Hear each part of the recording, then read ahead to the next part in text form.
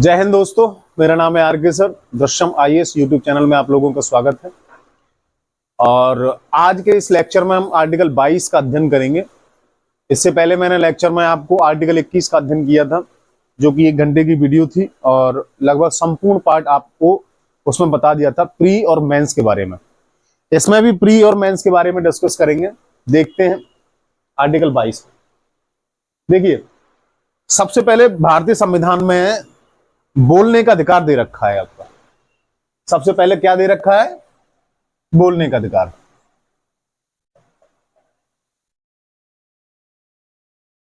दूसरे नंबर पे कौन सा है?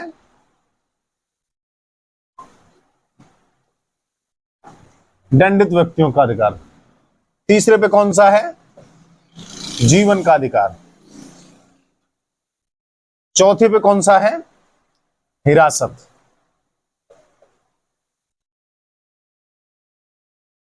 कौन कौन से आर्टिकल हैं ये जो ये मैंने बोर्ड पे लिखा है आपके सामने? कौन कौन से आर्टिकल हैं ये? देखिए, बोलने का अधिकार कहां है आपका? 19 में। दंडित करने का अधिकार, दंडित व्यक्तियों के लिए अधिकार कौन सा है? 20। जीवन का कौन सा है? 21। हिरासत में 22, जिसे आज हम अध्ययन करेंगे। समझ में आ रही है आपको?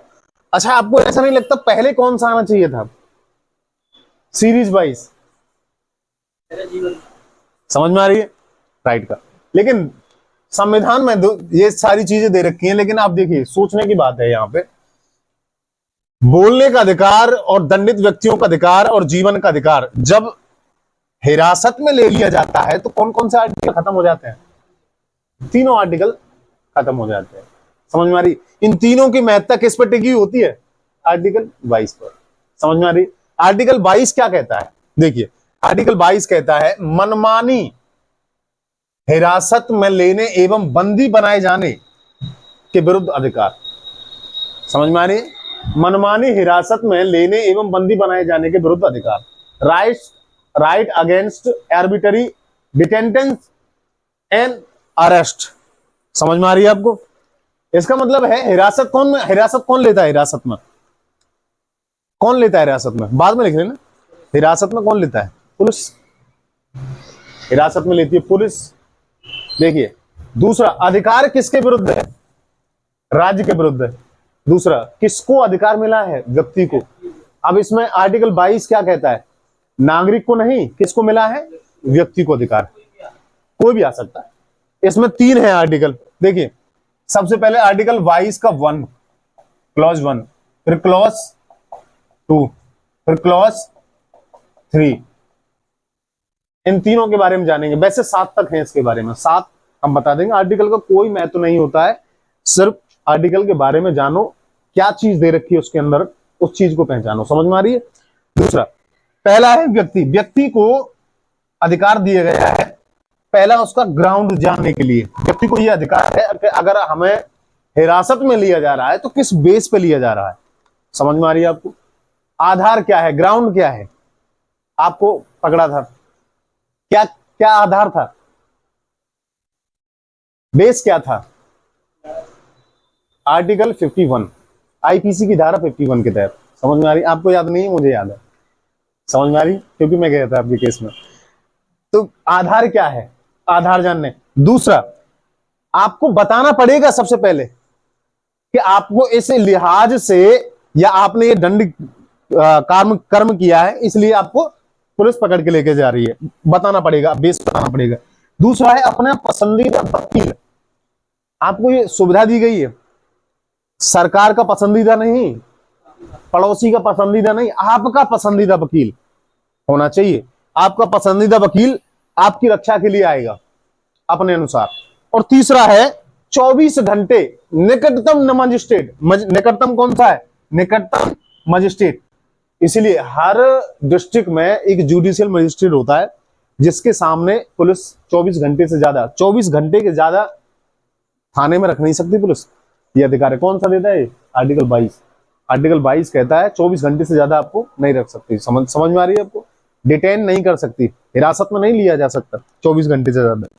दूसरा, ऐसे बहुत सारे ऐसे केसेस हैं अब आप पूछ सकते हो कि इसमें 24 घंटे से ज्यादा इसमें रास्ते का समय भी मिला दिया जाता है कि नहीं? नहीं माना जाएगा। समझ में आ रही? इसमें रास्ते का समय नहीं माना जाएगा। जैसे कि आपने 24 घंटे के पुलिस रख रही है आपको और फिर उसको लेके जा रही है, और जो लगने वाला बीच का समय है मजिस्ट्रेट और थाने के बीच का, वो इसमें काउंट नहीं होगा। समझ में आ रही है आपको? ये सारी चीजें अगला देखेंगे हम। देखिए ये दो चीजें, ये तीन अधिकार मैंने बताए हैं आपको। आधार वाला आर्टिकल 20 का 1 में है, और ये जो अपने पसंदीदा वकील का सेकंड में है, और तीसरे में है मजिस्ट्रेट के सामने। समझ में आ रही है आपको? ये तीनों के तीनों आर्टिकल में यहां पे दिए गए हैं। अगला, दो व्यक्तियों के, ये अपवाद है। अपवाद दो चीजों के लिए है ये। पहला, शत्रु देश के नागरिकों के विरुद्ध। शत्रु देश का जो एनिमी है, शत्रु देश जैसे पाकिस्तान हो सकता है। अब शत्रु देश कौन घोषित करेगा? गृह मंत्रालय। गृह मंत्रालय ये घोषित करेगा कि शत्रु देश कौन है हमारा। हम अपने आप से घोषित नहीं कर सकते कि शत्रु कौन है हमारा। समझ में आ रही है आपको? तो ये अपवाद में दो है। पहला, विदेशी शत्रु।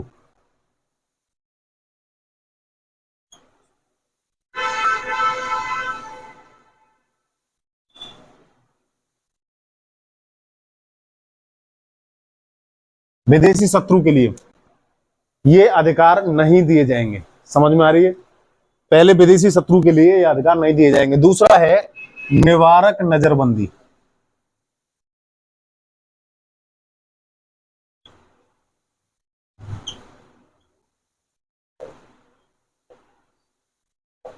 दूसरा है निवारक नजरबंदी के लिए ये अधिकार नहीं दिए जाएंगे। दो अपवाद है। समझ में आ रही है आपको यहां तक? और हमें ये जानना है, विदेशी शत्रु से हमें कोई मतलब नहीं है, इसके बारे में नहीं जानना है। हमें जानना है निवारक नजरबंदी क्या चीज होती है। समझ में आ रही है आपको? निवारक नजरबंदी क्या चीज होती है? निवारक निरोध या निवारक नजरबंदी क्या होता है? प्रिवेंशन डिटेंशन, इसके दो पार्ट होते हैं। डिटेन करने वाले दो पार्ट होते हैं। दोनों में एक तो होता है दंडात्मक निरोध और दूसरा होता है निवारक नजरबंदी। हमें यह समझना है निवारक नजरबंदी। समझ में आ रही है? इसके बारे में जानते हैं। देखिए, निवारक दंडात्मक निरोध को क्या कहते हैं इंग्लिश में? Punitive detention. क्या बोलते हैं? Punitive detention. इसको कब किया जाता है? विधि के उल्लंघन के बाद किया जाता है। समझ में आ रही है? जैसे कि आपने कोई विधि रूल तोड़ा है, उसके बाद में कौन करेगा? विधि के उल्लंघन के बाद आपको अरेस्ट किया जाएगा। और कौन करता है इसमें? दंड कौन देता है इसमें? न्यायालय। समझ में आ रही है? दंड कौन देगा इसमें? न्यायालय। तीसरा, इसमें अगर देखा जाए तो भविष्य में विधि के उल्लंघन की आशंका पर, समझ में आ रही है? भविष्य में विधि के उल्लंघन की आशंका पर, सस्पेंशन के आधार पर, शक के आधार पर आपको अरेस्ट किया जा सकता है। समझ में आ रही है? इसे क्या बोलते हैं? प्रिवेंटिव डिटेंशन या निवारक नजरबंदी। समझ में आ रही है?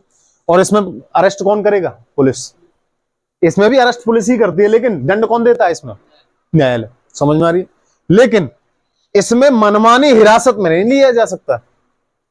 समझ में आ रही है? इसमें मनमानी हिरासत में नहीं लिया जा सकता। दूसरा, इसमें मनमानी हिरासत में लिया जा सकता है। समझ में आ रही है? इसमें मनमानी हिरासत में लिया जा सकता है। एक चीज बताइए, 1919 का एक्ट जो था, क्या नाम है उसका? 19 का एक्ट, जलियांवाला बाग जो हत्याकांड हुआ था, उससे पहले एक एक्ट आया था, क्या नाम था?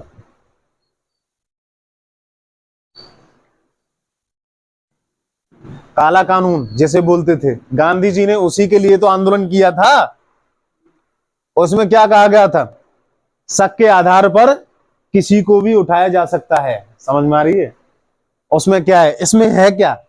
ना पुलिस, ना दलील, ना अपील, कोई सुनवाई नहीं है, ना वकील। समझ में आ रही है?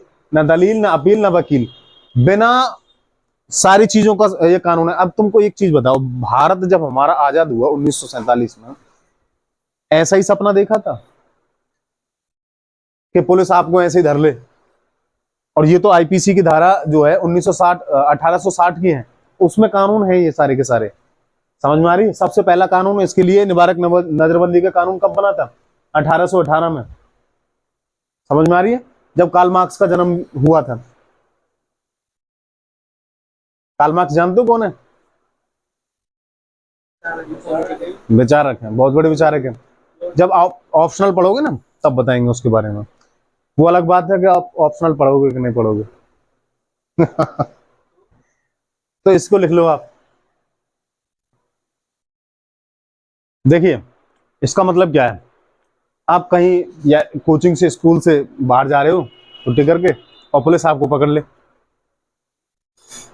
पूछे कहाँ जा रहे हो, तो घर जा रहे हैं। नहीं घर नहीं जा रहे, हमें पता है तुम्हारा जो है, नहीं नहीं अफगानिस्तान से जो है कनेक्शन है, या कौन सा है, बगदादी से, ISI से कनेक्शन है या बगदादी से कनेक्शन है तुम्हारा, हमको पता चला है। अरे तुम कह रहे भैया हमारा तो कोई नंबर भी नहीं है, हमारे पास फोन नंबर भी नहीं है उसका, नहीं है, इसमें पकड़ लेगी। समझ में आ रही है? 3 महीने तक नजरबंद कर लेगी। इसमें इसमें क्या था, 24 घंटे से ज्यादा नहीं रखे जाएंगे इसमें। 3 महीना, 6 महीना, 1 साल, 2 साल। समझ में आ रही है? और विदेशी शत्रु के लिए तो कोई भी अधिकार है ही नहीं। इनके लिए तो फिर भी अधिकार है, थोड़े बहुत अधिकार हैं फिर भी, लेकिन इनके लिए नहीं है। इनके लिए अधिकार कौन से आर्टिकल में है? आर्टिकल 22 के 4 से लेकर के 7 तक। समझ में आ रही है? आर्टिकल 22 एक क्या कहता है, मैंने अभी बताया था ना थोड़ी देर पहले। एक, आधार बेस होना चाहिए, क्या ग्राउंड है। दूसरा, वकील, अपने पसंद का वकील। तीसरा, 24 घंटे के साथ मजिस्ट्रेट के सामने। ये आर्टिकल 22 से 4 और 7 जो खंड है, नहीं नहीं अपवाद नहीं, अधिकार दिए गए हैं यहाँ पे। समझ में आ रही है? ठीक है, यहां से लिखने की एक प्रक्रिया चालू करते हैं। पहली हेडिंग लिखो। इसी को लिखते कैसे हैं? मेंस में अगर क्वेश्चन पूछा जाए इसमें से, तो लिखेंगे कैसे? लिखिए, भारतीय संविधान के भारतीय संविधान के अलोकतांत्रिक लक्षण, भारतीय संविधान के अलोकतांत्रिक लक्षण, non democratic tendencies of Indian constitution, non democratic tendencies of Indian constitution.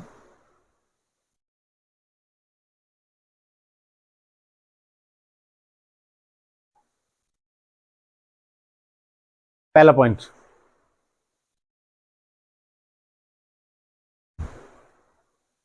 America America, Britain और ऑस्ट्रेलिया, अमेरिका, ब्रिटेन और ऑस्ट्रेलिया जैसे उदारवादी देशों में,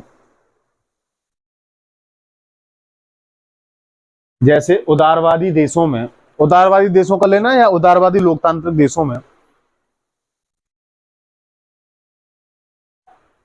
निवारक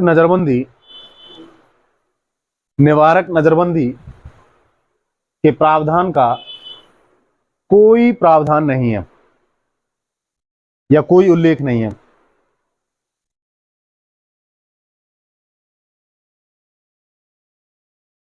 वहां इसका प्रयोग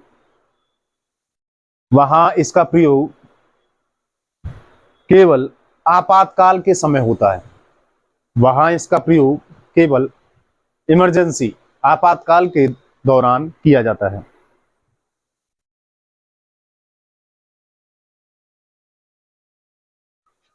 अगला पॉइंट, निवारक नजरबंदी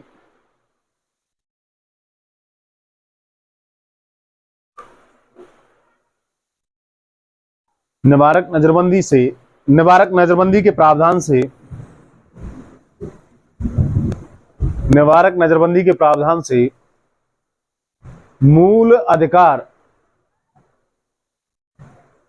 मूल अधिकार अप्रासंगिक हो जाते हैं।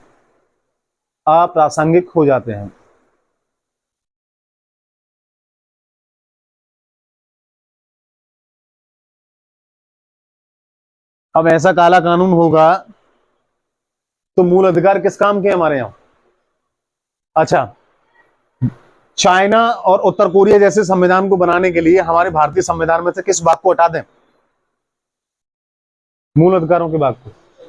मूल अधिकार भाग हट गए तो फिर कौन सा कैसा कानून हो जाएगा? चाइना और उत्तर कोरिया जैसा।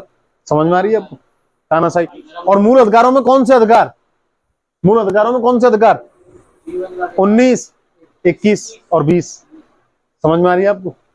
महत्वपूर्ण है ये। और अगला 25 धर्म का। समझ में आ रही है? बिल्कुल, सारे महत्वपूर्ण है लेकिन सबसे ज्यादा मोस्ट इंपोर्टेंट 19, 20, 21। अगले पॉइंट, इस प्रावधान से इस प्रावधान से अच्छा, आपको ऐसा एक चीज बताऊं, ऐसा नहीं लगता कि ये विधि का शासन है या फिर पुलिस का शासन है? यहाँ शासन कैसा है पुलिस का? राज्य का शासन। देखिए, विधि का शासन तो यहाँ लग रहा है। यहाँ दंड किस पर दिया जाता है? विधि के उल्लंघन के बाद पर। यहाँ आशंका पर दिया जा सकता है। समझ में आ रही है? इसमें तो विपक्षी दल को भी शामिल किया जा सकता है। मीसा क्या था? मीसा क्या था? इंदिरा गांधी ने लगाया था, जो अभी थोड़ी देर में पढ़ने वाले हैं। हाँ, सारे विपक्षी दलों को अंदर कर दिया था। लालू प्रसाद यादव की बेटी का नाम क्या है? मीसा भारती। उसी जेल में बंद हुई थी। बंद नहीं हुई थी, उसी जेल के दौरान पैदा हुई थी। समझ में आ रही है? इसीलिए उसकी याद में उसने मीसा भारती रखा था। अगला पॉइंट लिखिए। क्या लिखा आपने? इस प्रावधान से पुलिस राज्य की स्थापना होती है।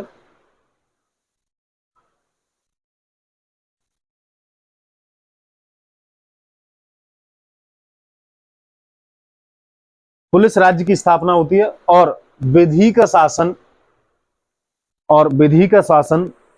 ध्वस्त हो जाता है।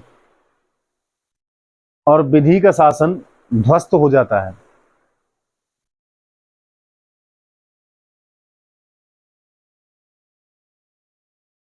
और इसके अत्यधिक दुरुपयोग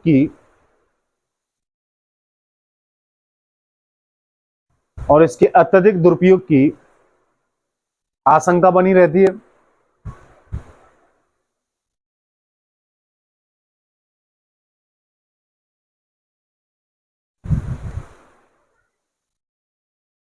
अगला पॉइंट, मानव अधिकार, ह्यूमन राइट्स कमीशन, मानव अधिकार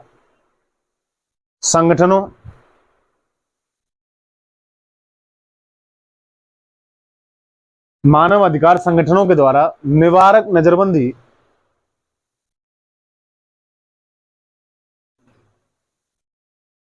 के कानून की घोर आलोचना की जाती है।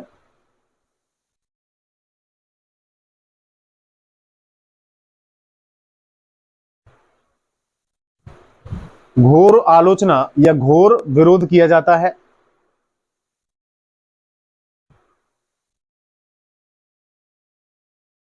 और राष्ट्रीय मानव अधिकार आयोग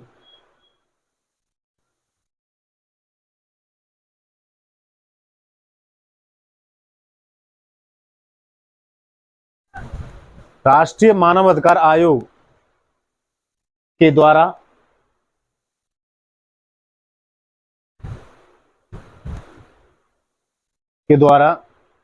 निवारक नजरबंदी के कानून के प्रावधान को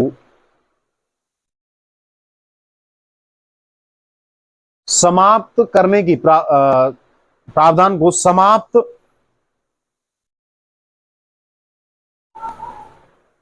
करने की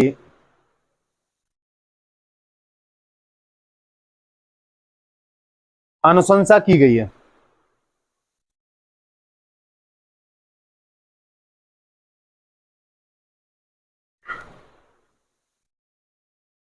अनुशंसा की गई है। अगला, नेक्स्ट, निवारक नजरबंदी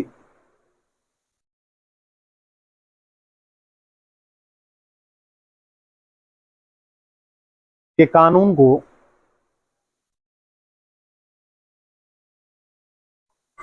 संसद अथवा राज्य की विधायिका, संसद अथवा राज्य की विधायिका दोनों निर्माण कर सकते हैं, दोनों निर्माण कर सकते हैं। इसमें क्वेश्चन आ सकता है, निवारक नजरबंदी के कानून को कौन बना सकता है? संसद भी बना सकती है और विधायिका भी बना सकती है। संसद, अच्छा संसद जो है इसको लिखो मत, ऐसे ही कर लो, 3 पॉइंट बना लो इसमें। संसद किस किस प्रावधान पे बना सकती है, इनके क्राइटेरिया निश्चित किए गए हैं। राज्य किस पे बनाएगा और संसद किस पे बनाएगी। संसद, संसद के सामने 3 एरो दे देना। पहला आंतरिक सुरक्षा, पहला आंतरिक सुरक्षा,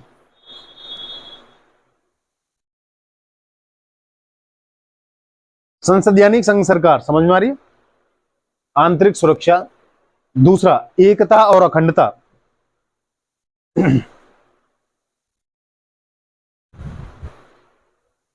और तीसरा विदेशी मामले,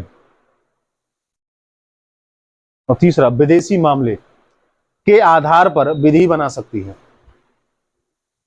के आधार पर विधि बना सकती है।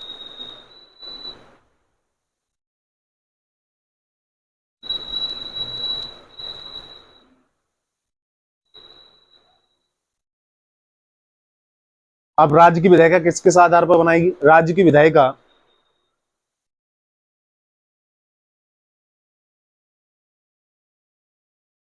राज्य की विधायिका, पहला लोक व्यवस्था, पब्लिक ऑर्डर, लोक व्यवस्था। दूसरा आवश्यक वस्तुओं की आपूर्ति, आवश्यक वस्तुओं की आपूर्ति। इन दोनों के आधार पर ये जो है बना सकती है। जैसे यूपी को का, कको का, समझ में आ रही है? मको का महाराष्ट्र का, गुजरात का गजो का, control of organize crime, crime, समझ में आ रही है? यूपी को का, Uttar Pradesh control of crime, समझ में आ रही है? इस तरीके से तो इसके लिए समय समय पर जो है कानून बनाए गए हैं। तो देखिए, निवारक नजरबंदी में अब तक बने हुए सारे जितने भी कानून हैं वो यहां पर हैं, समझ में आ रही? पहला, सबसे पहले 1950 में एक निवारक नजरबंदी अधिनियम पास किया गया था, जिसके तहत इसी निवारक नजरबंदी में, मैंने आर्टिकल 21 में क्या बताया था आपको? आर्टिकल 21 में कौन बंद था? गोपालन, बताया था ना? वो इसी आर्टिकल के अंतर्गत, आर्टिकल नहीं, इसी अधिनियम के अंतर्गत बंद किया गया था, समझ में आ रही है? दूसरा चला 71 में मीसा। ओहो, ये सबसे बड़ा खतरनाक कानून है। आज तक सबसे ज्यादा दुरुपयोग जिसका कानून का हुआ है वो इसी कानून का हुआ, मीसा का। ये इंदिरा गांधी ने चलाया था 1971 में, और 78 में बंद हो गया था। 78 में किसकी सरकार आ गई थी? जनता पार्टी सरकार आ गई थी, इसलिए बंद हो गई थी। सरकारें आती बदलते रहते हैं ये कानून, समझ में आ रही है? अगला है कॉफी पोसा, ये 74 में इंदिरा गांधी ने लेके आया था, कॉफी पोसा कानून है। अगला है टाडा, जिसमें संजय दत्त जेल में गए थे, बहुत बड़े नेता के बेटे थे ये, समझ में आ रही है? लेकिन उसके बावजूद भी ये भी नहीं बचे कानून के सामने। आर्टिकल 14 क्या कहता है? विधि के समक्ष समानता, कोई भी हो सब जा सकते हैं, समझ में आ रही है? अगला है पोटा, टाडा आया था 1985 में और 94 में ये चला गया था। अगला है पोटा, जो 2002 में चालू हुआ था। और कौन सी सरकार थी 2002 में? बीजेपी सरकार। हाँ, सबसे खतरनाक कानून था, 6 महीने के लिए अंदर, डायरेक्ट 6 महीने के लिए, समझ में आ रही है? उसके बाद आया यूएपीए, क्योंकि 2004 में कौन की सरकार आ गई थी? कांग्रेस की, समझ में आ रही है? यूएपीए क्या है? अनलॉफुल प्रिवेंशन एक्टिविटीज एक्ट, समझ में आ रही है? लिखने की बात है यहां, लिखिए।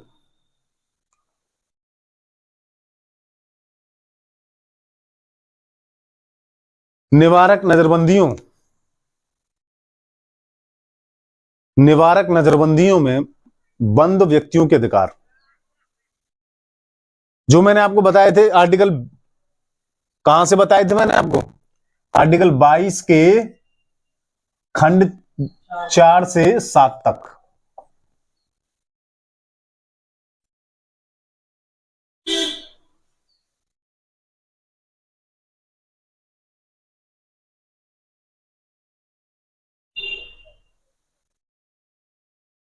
लिखिए पहला पॉइंट, भारतीय संविधान में, भारतीय संविधान में स्वतंत्रता एवं अधिकार, स्वतंत्रता एवं अधिकार निरपेक्ष नहीं है। अच्छा, निरपेक्ष को हिंदी में क्या कहते हैं? आत्यांतिक, यानी कि एब्सोल्यूट नहीं है। इसलिए राष्ट्रीय एकता, राष्ट्रीय एकता, अखंडता के लिए कुछ कठोर और आपवादिक प्रावधान या आपवादिक प्रावधानों का उल्लेख किया गया है।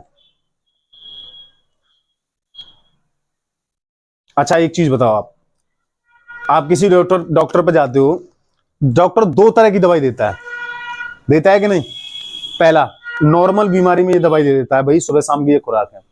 दूसरा, एक आध गोली ऐसी देता है जब आप ज्यादा बीमार हो, कंडीशन बहुत ज्यादा खराब हो, तब इसका प्रयोग करें। समझ में आ रही है? वही दवाई, कुछ कड़वी दवाई है ये। समझ में आ रही है? समझ में आ रही है कि नहीं? ये सारी की सारी चीजें कड़वी दवाई हैं। कभी कभी, अभी तक तो हमने इसकी आलोचना कर ली, लेकिन इसका फायदा क्या है?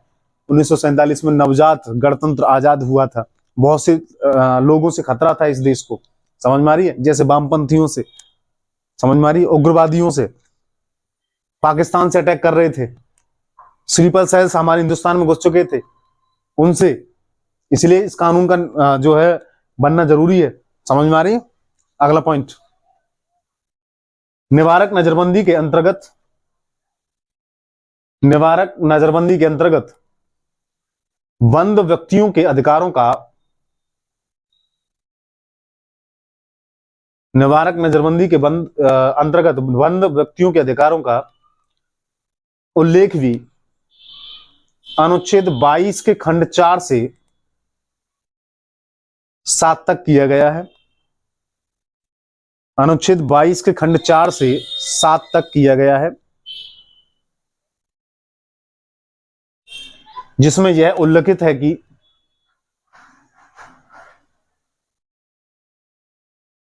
जिसमें यह उल्लेखित है कि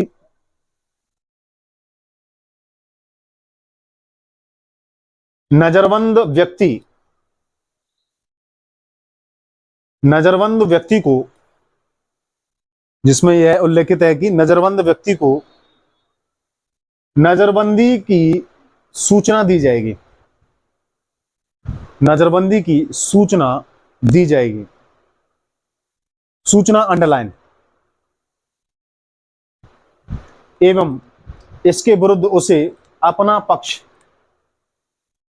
इसके विरुद्ध उसे अपना पक्ष रखने का अधिकार होगा, रखने का अधिकार होगा।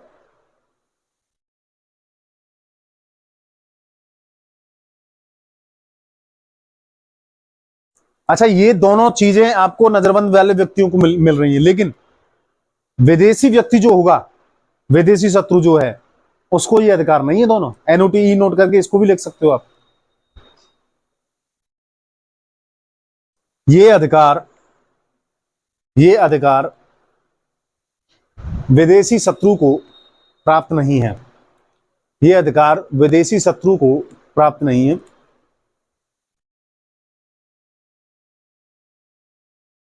अगला पॉइंट, यदि किसी व्यक्ति को, यदि किसी व्यक्ति को 3 महीने से ज्यादा,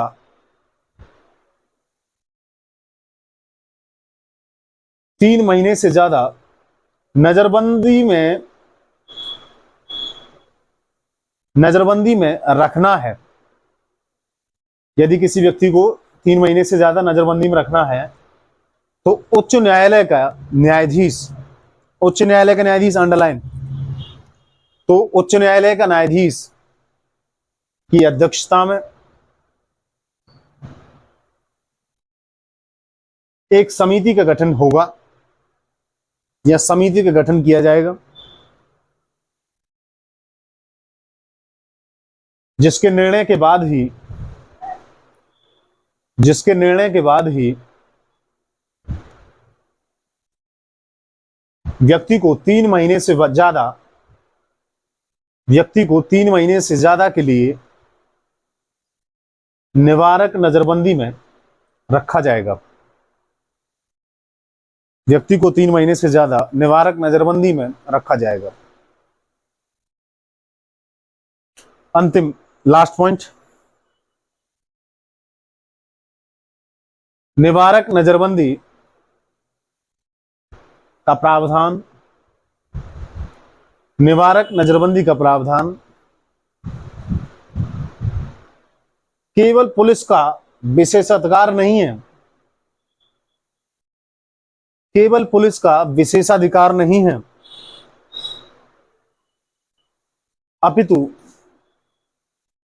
अपितु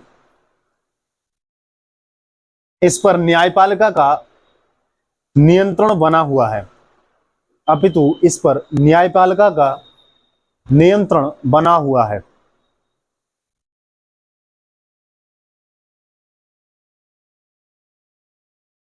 निष्कर्ष,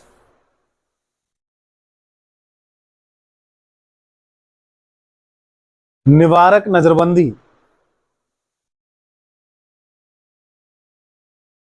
का प्रावधान, निवारक नजरबंदी का प्रावधान आवश्यक है, निवारक नजरबंदी का प्रावधान आवश्यक है, क्योंकि राष्ट्रीय सुरक्षा एवं एकता अखंडता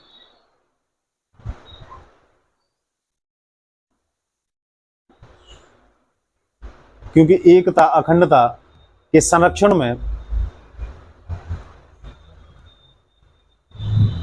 संरक्षण में सहायक है, परंतु इसके दुरुपयोग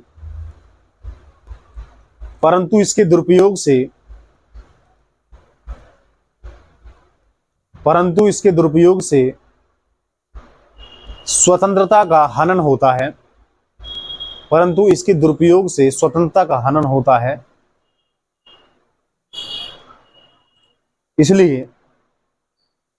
इसलिए बुराई भी है,